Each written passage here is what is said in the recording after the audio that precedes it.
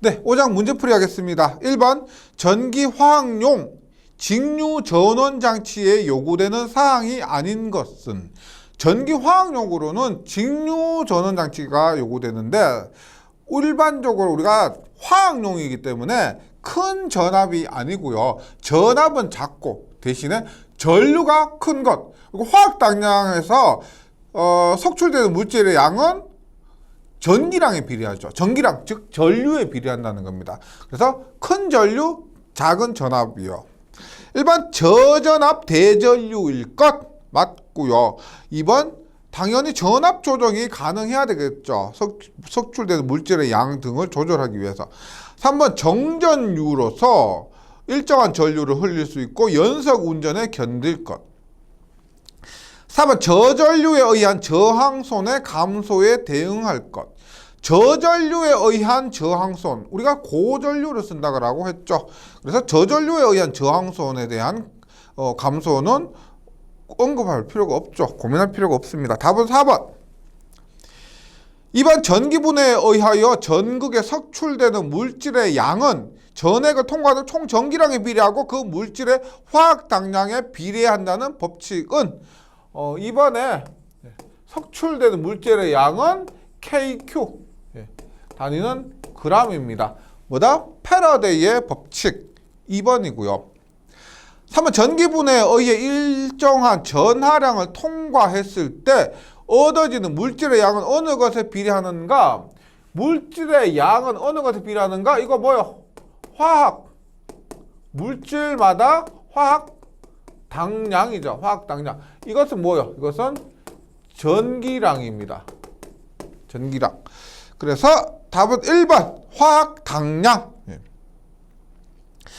4번 전기 화학 당량의 단위는 화학 당량의 단위 얘죠. 화학 당량 K는 어떻게 돼요? 넘어가니까 Q분의 W. W는 석출되는 물질의 양이니까 g이고요. 화학 당량의 단위는 전기량 클롱입니다. 따라서 그램 퍼 클롬 2번. 5번 볼게요. 구리의 원자량은 63.54 원자량, 일몰당 질량이 63.54고 원자가가 2랍니다. 이고 전기화학 당량은 약 얼마인가? 묻고 있는 것이 전기화학 당량이고요. 단 구리화학 당량과 전기화학 당량의 비는 96,494가 됩니다. 우리가 패러데이 상수 비율이 뭐냐? 전기 화학 당량분의 해당 물질의 화학 당량이죠. 여기서 해당 물질이 구리라고 했기 때문에 구리의 화학 당량입니다. 구리 화학 당량.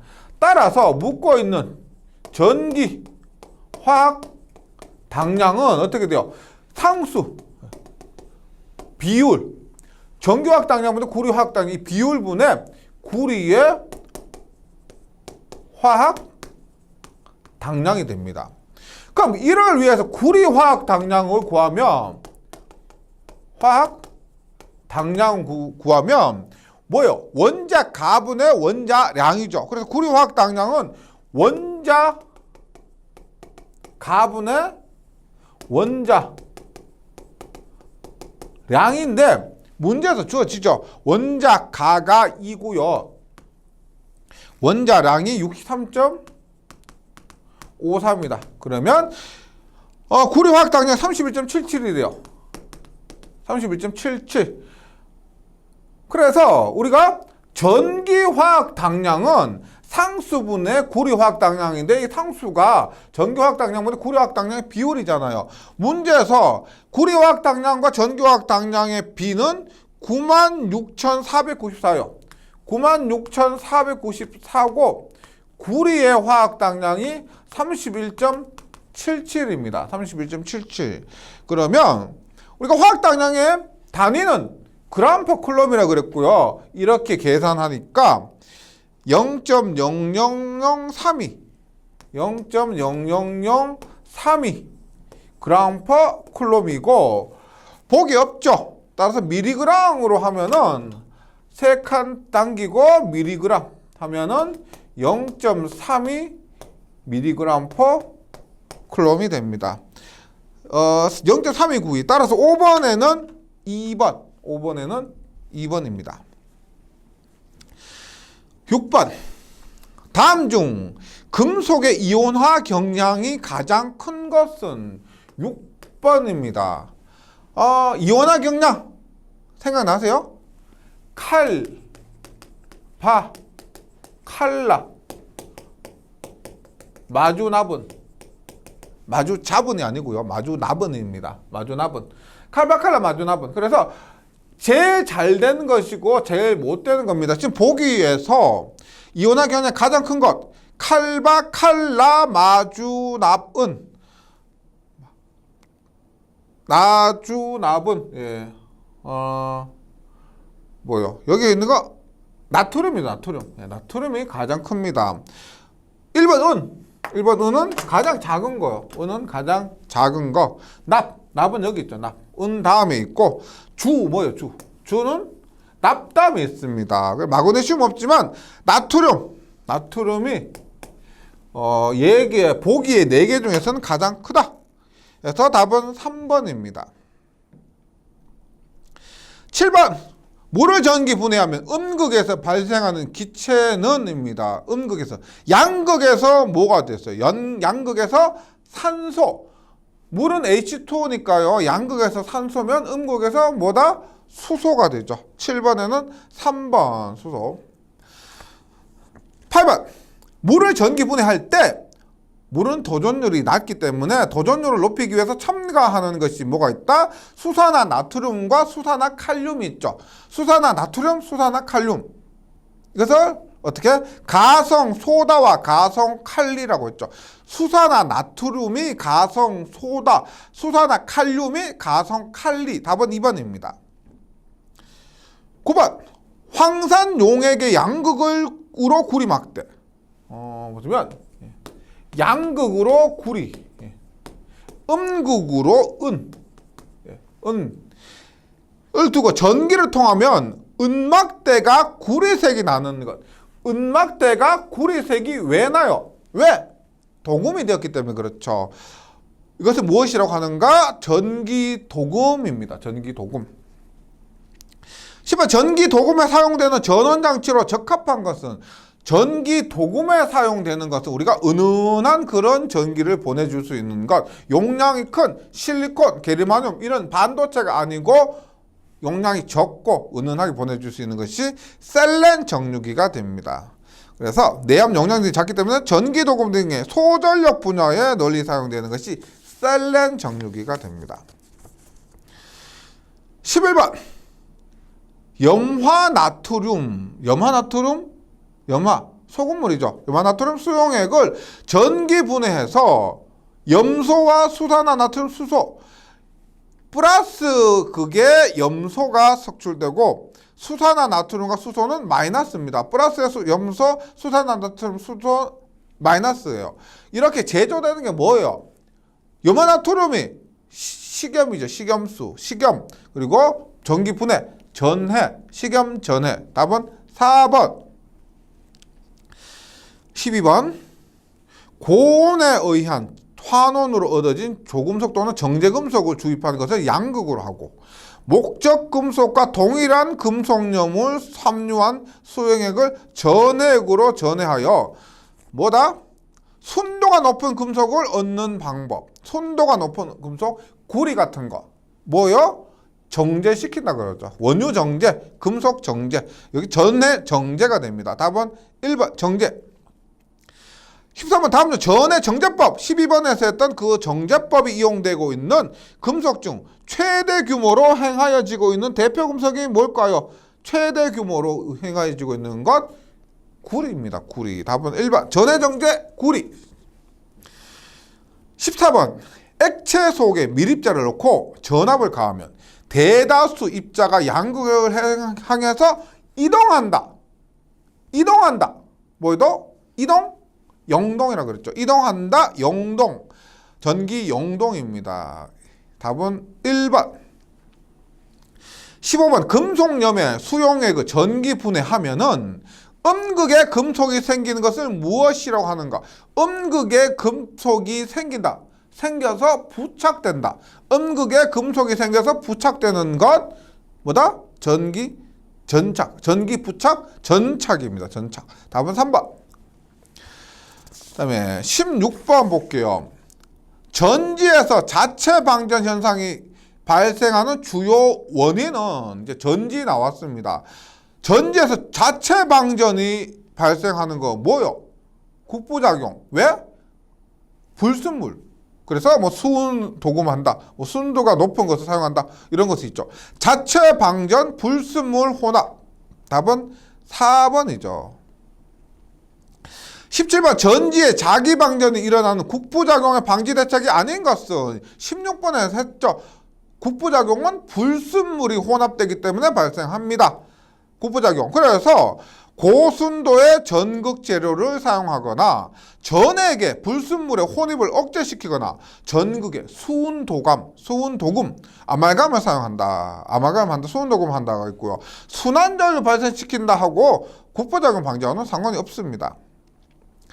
18번 전지에서 분극작용, 국부작용 아니고 분극작용입니다. 에 의한 전압 강화를 방지하기 위해 사용되는 감극제 뭐다? 이산화망간.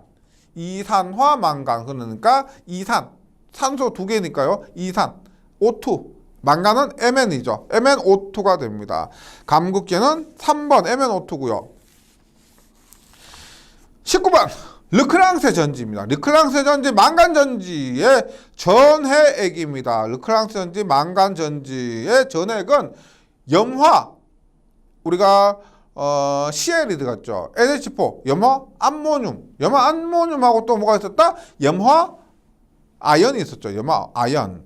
그래서 르크랑세 전지의 감극제로는 뭐 이산화망간이고요. 전액으로 염화 암모늄 NH4CL이나 염화 아연 ZnCl2 예, 이런 것이 됩니다. 그리고 르크랑세 전지 제외하고 나머지의 전지의 전액으로는 보통 1번 KOH 뭐요? 수산화칼륨이 보통 사용이 됩니다. 19번에는 답이 3번이고요. 20번 2차 전지에 속하는 것은 뭐다? 2차 전지는 대표적으로 연축전지가 납축전지죠. 연축전지, 알칼리축전지, 니켈 카드뮴 축전지 이런 것들이 있었습니다. 공기전지, 망간전지, 수은전지는 모두 1차 전지였고요. 답은 4번이 됩니다. 21번 납축전지의 방전 및 충전 시 화학 반응식으로 옳은 것. 더 비슷해 보이지만 확실히 좀 정리를 해주시기 바랍니다.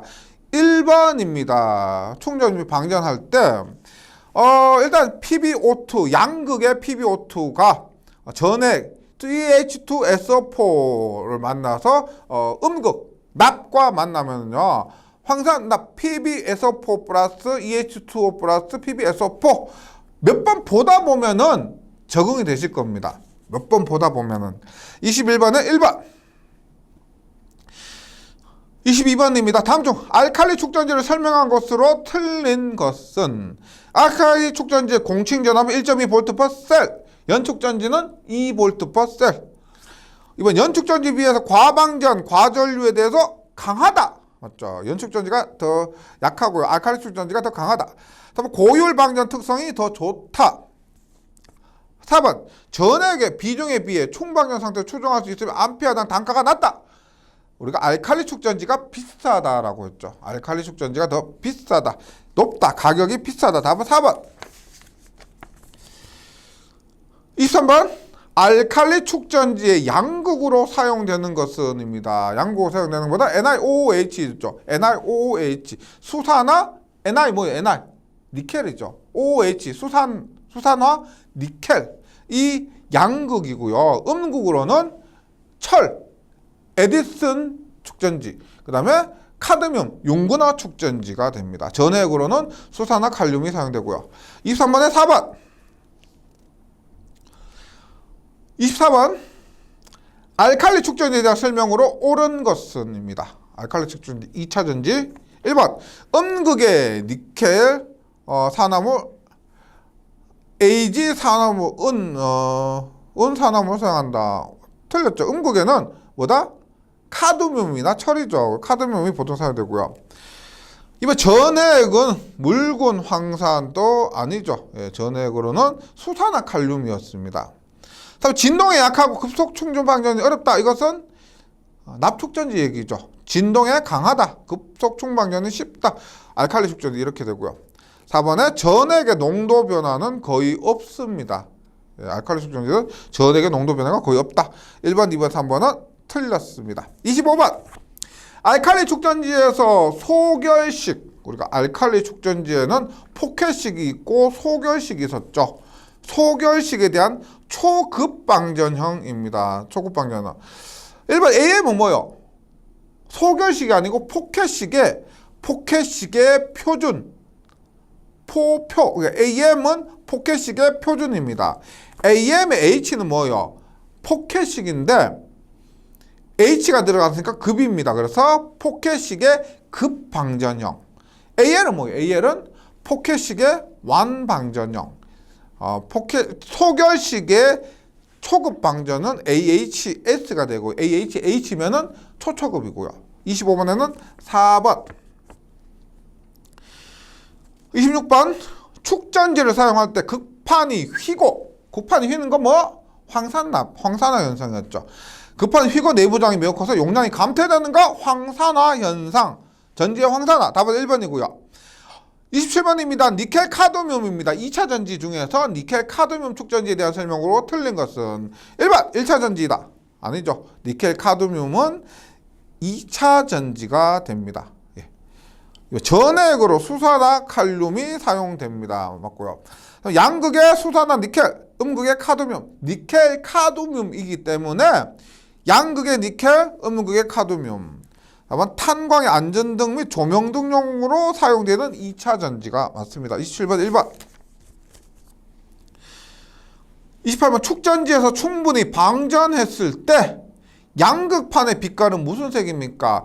충분히 방전했을 때 전기타가 많이 남아있지 않다는 거죠. 회백색. 예. 황산화 현상하고 비슷한 회백색. 충전했을 때 젓갈색입니다. 충전 시 젓갈색, 방전 시 회백색. 답은 4번.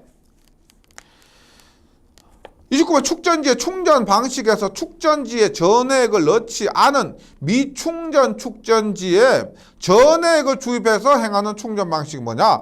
미충전 축전지. 충전을 한 번도 하지 않은 그런 축전지에서 전액을 처음 주입한다. 이런 의미예요. 초기 충전이 되죠. 초기 충전. 답은 4번.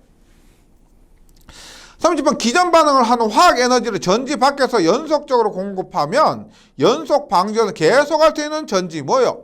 화학 에너지를 계속 공급하면은 연속적으로 방전을 계속한다. 화학 에너지를 공급한다. 그래서 연료를 공급하는 거죠. 연료를 공급하면 전지가 되는 거. 연료 전지가 됩니다. 31번 다음 전지 중 물리전지에 속하는 것은 물리전지는 태양전지, 원자력전지, 광전지, 열전지 이런 것들이 있습니다. 그래서 물리전지는 태양전지, 원자력전지, 열전지, 광전지 중에서 보기에 있는 것 열전지.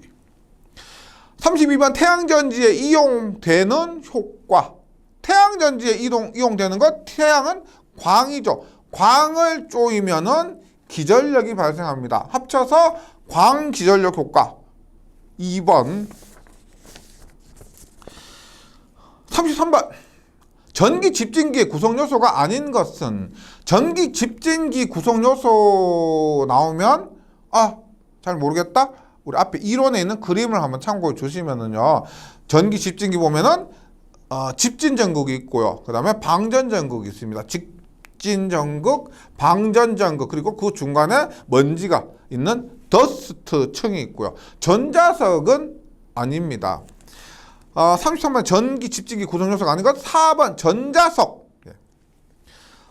34번입니다. 전기 집진기는 무엇을 이용한 것인가? 전기 집진기는 정전기 부분에 있었죠. 정전기 부분. 정전기에서 어떤 현상, 어떤 힘? 쿨롱의 힘이죠. 정전기에서 정전기력, 쿨롱의 힘입니다. 그래서 전기 집진기는 대전체 간의 정전기력, 즉 쿨롱의 힘을 이용한 것이다.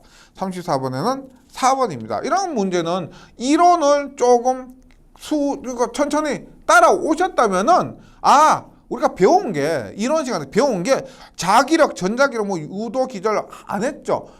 이 부분에 한 것이 정전기고 쿨롱의 힘이었다.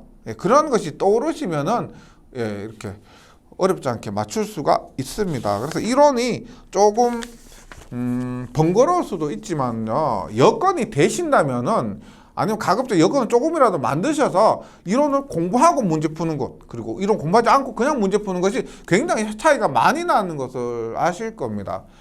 여건이 되시면 이론을 좀 공부해 주시고요. 그리고 또 여건이 되시면 6장 넘어가기 전에 5장 한 내용 한 번 정도 더 복습하면 더 기억이 오래 가는 거 아시죠? 네, 이렇게 해서 5장 마치도록 하고요. 저는 6장에서 다시 뵙도록 하겠습니다. 수고하셨습니다.